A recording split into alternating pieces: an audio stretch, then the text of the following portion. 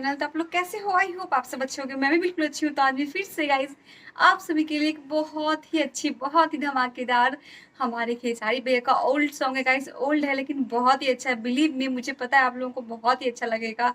Song का नाम है जज के सबर के। तो चलिए गाइस देखते हैं कैसा ये सॉन्ग। वीडियो को प्ले करने से पहले आप सभी से एक छोटी सी रिक्वेस्ट है, अगर आप मेरे चैनल पर नए हो तो प्लीज गाइस चैनल को सब्सक्राइब, वीडियो को लाइक, बेल आइकन को प्रेस कर दीजिए। अब मैं स्टार्ट करती हूँ।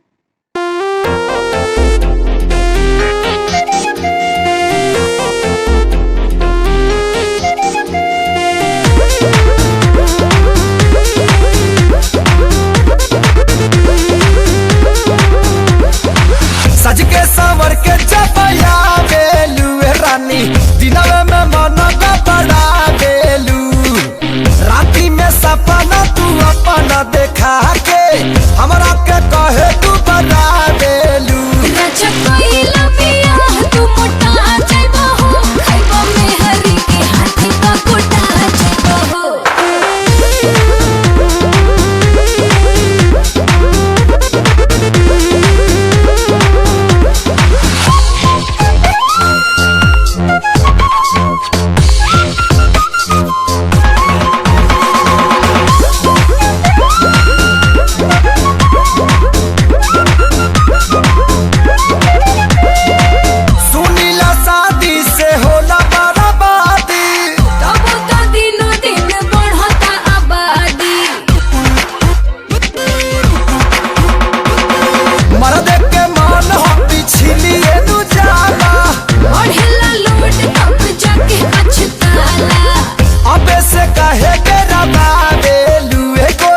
हरियर कथिया सुखा बेलू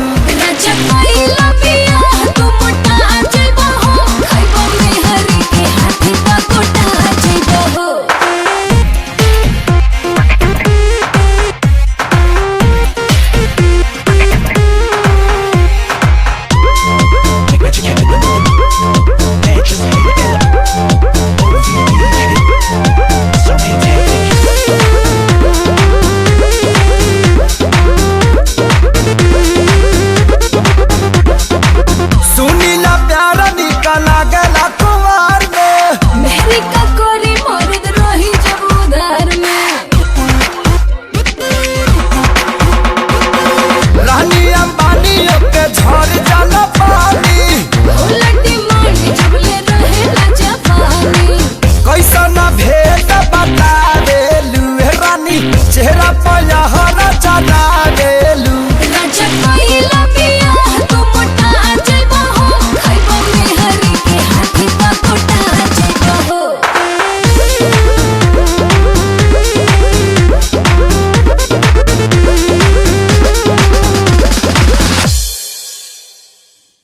ये था हमारे खेसारी भैया का सॉन्ग, बहुत ही औसम थी गाइज। आज से 5 ईयर पहले निकली थी सॉन्ग और अभी भी सुन के बहुत ही मजा आता है गाइज। आपको मजा आया कि नहीं प्लीज कमेंट कीजिएगा। अगर जो आपको मेरी रिएक्शन अच्छी लगी हो तो प्लीज चैनल को सब्सक्राइब, वीडियो को लाइक, बेल आइकन को प्रेस कर दीजिएगा। मैं मिलती हूँ आपसे नेक्स्ट रिएक्शन वीडियो में guys. Bye bye, take care.